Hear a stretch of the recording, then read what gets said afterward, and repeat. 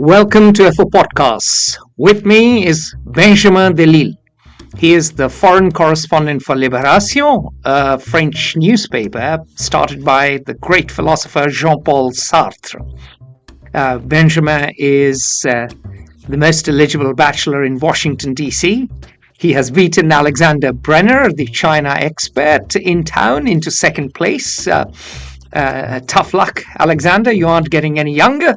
Anyway, on a more important note, Benjamin has been foreign correspondent in Venezuela, visited Venezuela repeatedly, is in a unique position to comment on Venezuela because not only does he speak Spanish, but he also understands both the Venezuelan regime and the American administration or the Donald Trump administration in Washington, D.C., and has a great interest in geopolitics and all things connected to world affairs. Welcome, Benjamin.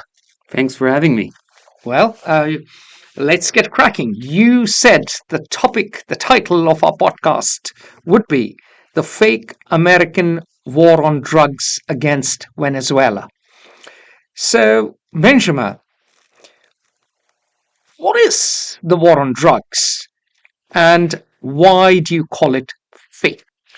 Well, the war on drugs is the idea that the U.S. military should actually attack drug facilities on foreign countries or on foreign seas or international sea to impeach and don't let the drug enter to the United States. It's actually what they say they are doing in the Caribbean since the beginning of September by targeting supposed narco-terrorist and narco-trafficking boats. But it doesn't really match with their objective because they're just killing, to this day, I think 87 people and targeting boats that are, according to Donald Trump, saving lives in the US by preventing US citizens to take drugs. But it seems more as like an excuse to actually approach Venezuelan coasts and threaten the Maduro's regime and try to actually change the regime right now. They're actually using the same narrative with this war on drug that the Bush administration was using to call his war on terror in 2003 against Iraq. So, young man, let me hold you right there and let's get some context. The war on drugs is not new. I have friends who retired from the CIA who are much older and indeed much wiser than both of us put together, who point out that the war on drugs meant to attack the supply side of drugs, supply side economics, that if you were able to cut off supply, you would be able to limit the amount of drugs reaching the US, and that would take care of America's drug problem. And Colombia was a test case. In fact, the US tried to help Colombia economically by encouraging the growth of flowers, which is why a lot of flowers that you buy in American flower shops and online come from Colombia, and so on and so forth. And the idea was that cut off Colombian cocaine, which of course we don't need to go into the names of the great drug lords, cut off Colombian cocaine from entering the US market. And now, of course, the argument is that unlike other countries where these drug operations are largely criminal organizations not connected to the state, in Venezuela, the state itself has a hand in all sorts of criminal operations, including both the growth of cocaine and the smuggling of cocaine, and is one of the ways in which a bankrupt state, which has chased out millions of people from their own homes and to other countries, led to the biggest arguably refugee crisis, at least in the Western Hemisphere ever, funds its criminal and arguably illegitimate regime. And indeed, the opposition leader has won the Nobel Peace Prize. So perhaps the war on drugs this time has some merit to it. Well, I don't. This would be actually acknowledging that most of the cocaine and, as the Trump administration have said, fentanyl is going through Venezuela to come to the U.S., which is actually not right. It's even completely false. There's absolutely no fentanyl coming from Venezuela because fentanyl is produced in Mexico, and most of it goes through the border between Mexico and the U.S. Some studies from the DEA, actually, not quite recent, have actually showed that. And on the cocaine level, there is, well, we have no proof that the government is actually into the drug smuggling business, but there is a lot of suspicion that they actually do work with Colombian guerrillas, that they use them to exploit the border with Colombia, and so they, yes, do participate in this traffic. They are not in the growing part because most of the growers are actually in the Colombian side, but even so, the percentage of cocaine that goes through Venezuela to be then sold abroad is really small. According to the UN, is just 10% of the production in Colombia, and most of it don't go to the US, but actually more to Europe. So which is where the Ndrangheta controls the cocaine trade. That is how they have beaten Cosa Nostra, which used to be the mafia, which was based, of course, in Sicily. But now, of course, Cosa Nostra, or popularly known as Mafia Espace, the Ndrangheta, based in Calabria, has a $50 billion turnover every year. Mm-hmm. Exactly. Yeah. so we can see that if the war on drugs would want to be really effective, they would have to attack themselves more directly to Colombian and Mexican cartels, which are at the top level of the world's production and distribution of cocaine and fentanyl. Nicolás Maduro, if he actually participate actively in this traffic, is just maybe a small actor of it, and a surviving actor which uses the drug to stay in power, maybe, but he is not the top player of that game. That's why I call it a fake war on drug, because I think the war on drug there is served as an excuse to actually target him and have a more geopolitical objective for the Trump administration. Since you speak about a geopolitical objective, let's talk about why. Why is the Trump administration, the Donald Trump administration, gunning for Nicolás Maduro? So I think the easier explanation that we have here, and that have been written down 10 days ago, is the national security strategy that Donald Trump signed. I think it was last Friday, not last Friday, but 10 days ago. That introduced something that was 10 days ago, as on the 15th of December 2025. So 10 days before Christmas, the two of us are recording this episode of FO Podcasts. So it was exactly the December 5th. So this day, something that was written down by Donald Trump that was heavily commented before, he called this the Trump caller of the Monroe Doctrine, saying that now the United States should focus more on the Western Hemisphere. So the Trump corollary. Corollary, yeah, sorry. Yeah, Trump corollary to the Monroe Doctrine. And I think what's happening with Venezuela is the first example, is the first demonstration of how Americans and the Trump administration are ready to impose their laws in the Western Hemisphere.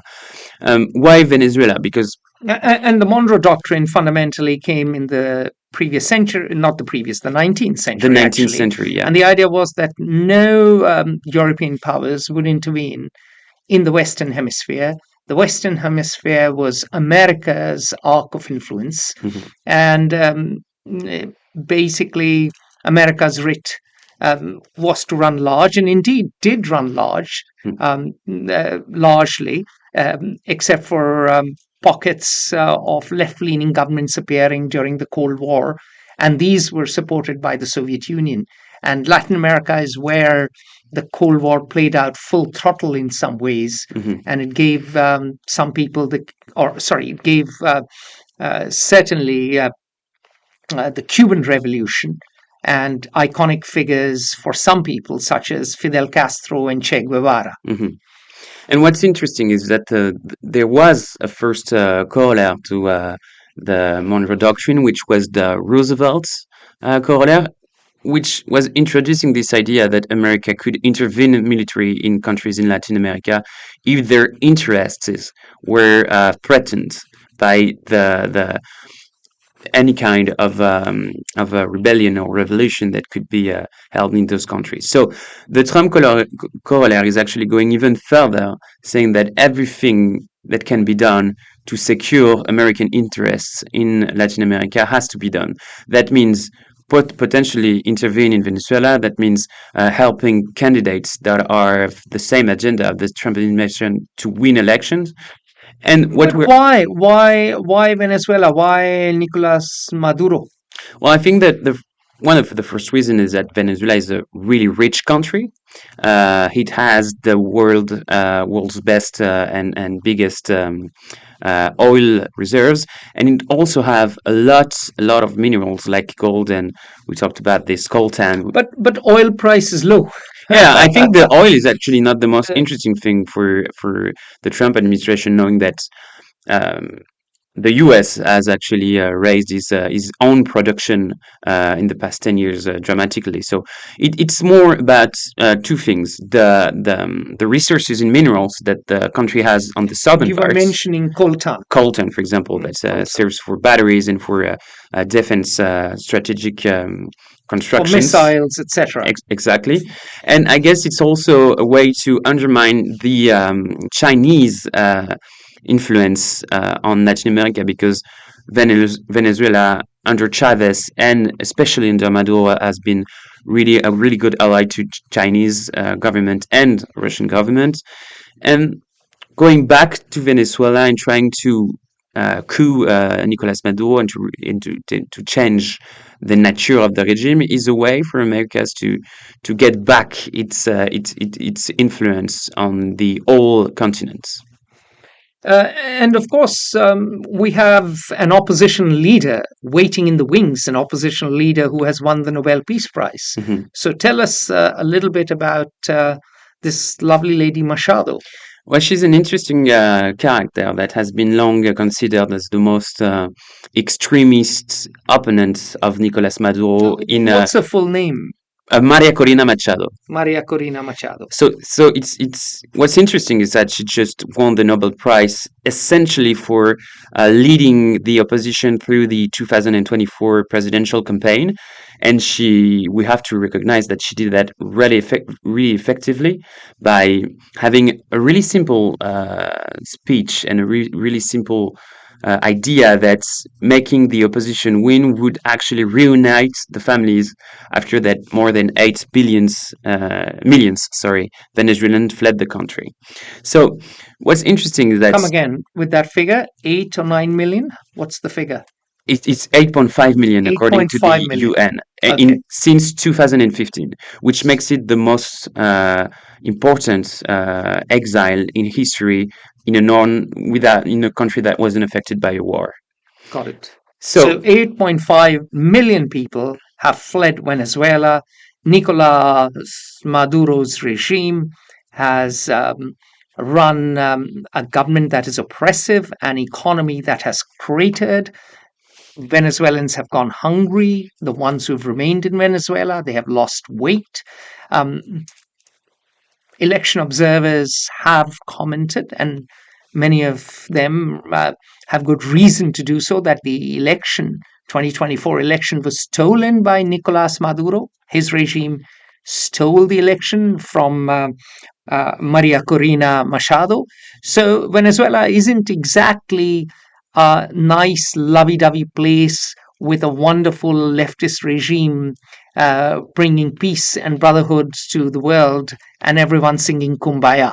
Really not. No, and they're actually not that leftist anymore, because to kind of try to save the economy after the collapse of the 2010, they actually liberalized it a lot by going backwards in all the control change of the money and the control on the importations to loosen a little bit the situation. But if we want to come back to Maria Corina Machado, our success was to actually drive the opposition to an election that was openly reached, which has not been the case before that, because the strategy of the Venezuelan government during the past election was to forbid the main opponents to actually participate, so that they could win with the slightest majority, but still win on getting the most votes.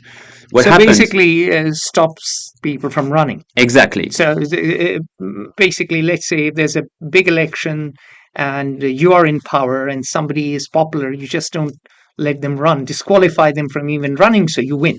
Exactly. And that's what they tried to do again in 2024 by impeding Maria Corina Machado, who was super popular, to run. And what she did was really effective. That's she named another Venezuelan diplomat whose name is Edmundo Gonzalez, who was actually retired and came back for his retirement to embody the representation of the opposition. The government thought that this old and discreet man would never have the votes of the Venezuelan people, but Maria Corina Machado successfully said, a vote for Edmundo Gonzalez is a vote for me, and she obliged, in a way, the Venezuelan government to pretend that the results of the election couldn't be publicly presented because there was an attack on the electronic system. And so everyone kind of knew that they openly robbed the 2024 election. So I guess that's what made her so popular today, is that she ran a really good campaign in 2024. She showed to the rest of the world that Nicolás Maduro was actually stealing elections. And she did that, she achieved to do that because she has been relentlessly, for the past 20 years, fighting against this regime and actually calling the most extreme ways to change it by calling on an American intervention. So that's not new. She always did that, and she has an ideology that is actually more close to the Trump administration than every leader of the opposition before her. She's close to Javier Milei, the president of Argentina. She's close to Bukele, the president of El Salvador, which are extreme right presidents with a really liberal agenda. And for the Trump administration, she's the best representative possible to the Venezuelan opposition. So the stars line up. The US has decided to double down on the Monroe Doctrine. There is the Trump corollary. And by that logic, Venezuela should be in the American arc of influence, not in the Chinese arc of influence. There's a lot of Chinese investment in Venezuela, which now could be at risk. And there is an ideologically compatible Nobel Peace Prize winner who's the rightful democratically elected leader, de facto, if not de jure, waiting in the wings to take over. Exactly. So what could go wrong? This is perfect. Well, we don't see it's not clear how far can the US go to do this intervention, and we haven't seen a lot of countries going actually rising on democracy after a military intervention from abroad. So let me ask the simple, straightforward question: are we headed for regime change? I'm not entirely sure that we are adding to that. I think the US, like they did in 2019 under the former presidential mandate of Donald Trump, trying First term of the Donald first Trump. term Yeah. exactly, are trying to put really intense pressure on Nicolás Maduro. They did that in 2019 and it didn't work because they really thought that by designating a new president, which was Juan Guaido at the time, former leader of the opposition, they could flip the military, and it was actually close to happen because there was an attempted coup, by a small portion of the military in 2019, but it didn't work, and so I guess Why? What happened? Why didn't it work? well, basically because the Venezuelan army is heavily fragmented and everyone is surveilling on everyone. So if all the army at once is not turning his back on Nicolás Maduro, they won't actually be able to take him out. And that's something that was designed by Chavez after a first intent of coup in 2022 by oligarchs and members of the military. He reformed the military, inspired himself from the military of Algeria to be able to control it and to prevent any coup to success in the future. And for our listeners who don't know who Hugo Chavez is, if you haven't followed Latin American politics, he was the chap who got elected, first tried to conduct a coup, but then got elected and introduced a fiery brand of socialism, populist socialism, called Chavism. And the Chavistas are in charge, and Nicolás Maduro is his hand-picked successor. Exactly. And so that's why it didn't work in 2019, and that's actually why the pressure, even if it's way more intense than it was in 2019, may not work this time. And the question is, and the question that everyone asks is, will they actually try to go boots on the ground, as Donald Trump said several times, to remove Nicolás Maduro with US Marines? Because if they think that the pressure that they are applying will actually have an effect on militaries or on other politicians, Chavistas, that are close to Nicolás Maduro, well, they might actually face the same failure that they did in 2019. So here's a question for you. I hear from contacts within various parts of the U.S. government, from Capitol Hill to the State Department and elsewhere, that actually, given the prize money on offer, Venezuelans may get rid of Nicolás Maduro themselves. There's a huge bounty on his head. Today, as we speak, an announcement has just come out. Donald Trump has made has made an announcement regarding fentanyl. If the US just keeps tightening the screws, the USS Gerald Ford is by Venezuela. Ships have the US has sunk ships, or boats rather, in waters close to Venezuela. So at some point, something's got to give, and this actually might be pretty clean, as far as these things go, regime change operation of an oppressive, unjust, corrupt, kleptocratic Latin American regime. What do you say to that? Well, as for now, I still kind of doubt that someone is gonna actually turn Maduro over, because I think Maduro has reached a point of self-paranoia that is actually quite impressive, and he's actually protected by the Cuban regime intelligentsia. You know, there was this deal that was made at the beginning of the century by Hugo Chavez and Fidel Castro, where they were sharing oil against security. That was the idea of the deal. Was the Venezuelan would send oil to Cuba that was struggling with an economical crisis to help them, and in exchange, the Castro regime would send his best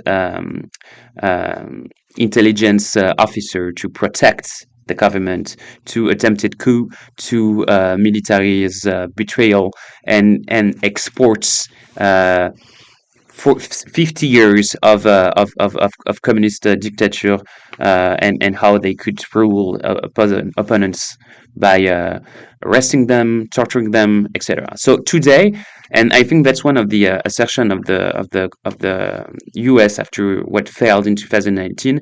Maduro is protected by these people. He's actually where he's worried that everyone can betray him, and we are still in this. Everyone's looking at each other inside the Venezuelan government. So maybe at one point everyone will just turn on him, but I'm surprised it didn't happen yet. If that's the whole goal of of this operation, so I don't see it happen yet, and I think it's going to become in the weeks to come a problem for the Trump administration, because this operation has been lasting for more than 3 months. It's really costly. You have U.S. soldiers that have been deployed since September that won't be home for Christmas, and at one point these have to give. You have to have a result. So what will they do? Will they force the door, or will they wait until this maximal pressure actually work, and that can last for months actually? Well, that is the question, right? This maximum pressure campaign is meant to bear results, and we've seen that succeed to some degree. And we had a friend here just a few minutes ago who's been on the podcast before you, Khosrow Isfahani, and the maximum pressure campaign has borne some fruits, for instance, against Iran. So it's not a strategy without benefits. It could succeed, but more importantly, for me, I'm curious as to who is driving the Trump administration's Venezuela policy, and what what is driving these characters in charge of this policy. So you have mainly two characters that are at the main driver of this operation. The first one is the Secretary of State Marco Rubio, born of Cuban's parents. That his parents actually fled the island 3 years before the Castro revolution. So he's a former elected from Florida, really Latino, like Ted Cruz, exactly. No, Ted Cruz is from Texas. No, Ted Cruz is from Texas. We stand corrected. Marco Rubio is from Florida. But both are Cuban. Both are Cuban, and Marco Rubio in Florida has been partly elected because the fight of his life is actually to make a change on Venezuelan politics, and especially on Cuban politics, being the son of opponents of the Castro regime. And so he has always defended the idea that Maduro should be taken out by the US with pressure and with the force. And now that he has the position to actually drive this, he's using everything that he have to take this operation as far as possible. The other actor would be Pete Hegseth, the Secretary of Defense, well, actually renamed Secretary of War, who mainly doesn't really care about Venezuela, but want to show that he's that he has muscles and show he his does force. have muscles. He does a lot of push-ups. Exactly. Yeah. You run marathons in 3 hours 9 minutes, but I don't think you can match him. I'm not sure. I'm not sure I can match him. Well, maybe not. Maybe not exactly. You can. I mean, you're a young, handsome, fit lad. You're the very pride of the French nation. I hope that's. But yeah, so Pete Hegseth is the second actor, but who's really driving the more performative side of this operation, trying to show that the U.S. Army still is the stronger in the world, and that they can actually invade a country if they want. But the most interesting stays Marco Rubio, who has a double agenda, a more personal one, which is to actually he thinks that Venezuela, a regime change in Venezuela would lead to a regime change in Cuba, and that's personal and something that really tied to his history. He wants to be the savior of Cuba. And the other one is that it would be a tremendous success for him, and possibly a way to become Donald Trump's successor for the. I mean, he did run for president. He did, first time around in, I think, and was elected by Donald Trump. Actually, in 2016, in the primaries, Donald Trump sprayed water from a water bottle and called him Little Marco. Exactly, Little Marco. Yeah. So he has run for president once, and I suspect he's biding his time. Exactly, and a lot of people following American politics are actually saying that there's a competition between him and Vice President J.D. Vance to hold that position for 2028 and the next election. Others are actually trying to push for a third mandate, Donald Trump, which is not possible given the American Constitution. But so that's what Marco Rubio is trying to do, and he really got the lead this summer on the Venezuelan case. Before that, Donald Trump was more counting on his special envoy, who was Richard Grenell, trying to get a more diplomatic and transactional relation with Venezuela, but that failed. And now the idea is this chap Richard is out now. He's totally out. He was he got back to Washington in August, and that was seen as a failure for this strategy, and that's how the campaign in the Caribbean began, and everyone is sure that Marco Rubio is behind all that. All right. So these are the characters involved. We have some idea of their motivations, or at least we have your view on their motivations. My final question to you is really, how does U.S. policy on Venezuela play out? Well, I think it's interesting that we are on the 15th of December, and as you said earlier, Donald Trump just signed an executive order designating fentanyl as weapon of mass destruction. The last time weapon of mass destruction was presented by Colin Powell in front of the Congress of the U.S., it led to the War on Terror and to the Iraq intervention. So that's maybe a hint that Venezuela, that the Trump administration is trying to reproduce this strategy, and we have seen that they have used the narrative, the same narrative over the past weeks to defend their operation in the Caribbean. So seeing that the internal pressure is not working, maybe they will use that, even though, as I said at the beginning, there's no fentanyl in Venezuela. Maybe they will use that as an excuse to actually go for it and send their troops on the ground.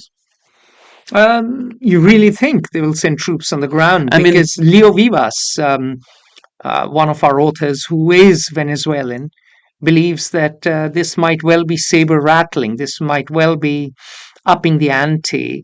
But really, we will not see troops on the ground. We will see perhaps a surgical strike by air, just like you had to strike on Iranian nuclear facilities, something like that. Yeah, I think that's actually much more believable. It would be much more effective and much better seen to have something more surgical, as you said. What I just wanted to point out is that they are actually multiplying the signs that they want to act, and not only because not because they will act, but they actually want Maduro to think that they will go where they didn't go before. Yeah, but again, Leo Vivas in his interview said that the Nicolás Maduro government believes that it can just sit tight as they did during the previous Trump administration and last this out. The military is weak. The militias are poorly trained and chaotic. Um, uh, the military is waiting and watching. No one in Venezuela is really up in a mood to fight. So yeah, it might well be that Nicolas Maduro just plays for time, waits it out, Mm-hmm. and it might well be that Trump might force through some sort of deal. I mean, Trump threatened That's to, possible. threatened the Houthis too, but eventually he made a deal, right? He could make a deal, and that could be the end of it. And well, what is sure is that at one point it will need to have some results, and whatever will be these results, regime change or a deal with Maduro on particular, for example, getting more minerals, getting more oil. And I have to say that there was a report of the New York Times at the end of September saying that actually Nicolás Maduro did offer the U.S. to have a significant share of in their exploitation of oil and minerals, and that the Trump administration refused. So maybe he's trying to get more, but in the end, there's just one thing that shows that Donald Trump cannot get out of this operation without something that he can present as a huge victory to his supporters and to the rest of the world. Okay, so what you're saying is that after upping the ante so much, after roiling up the waters or fanning the flames, there's got to be some end product, some result, some claim of victory. Exactly. Something to end this whole crisis, or at least end it for now. And the incentives of Donald Trump, the incentives of Marco Rubio, the incentives of Pete Hegseth make it probable that the US might do something. Exactly, and maybe there is going to be less impressive, less spectacular.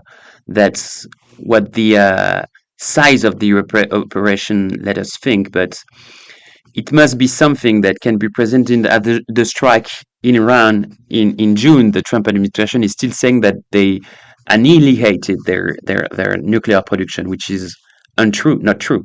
Maybe they're going to present some kind of deal as a huge success for them, which it may not be a huge success, but the idea is to present it as a huge success.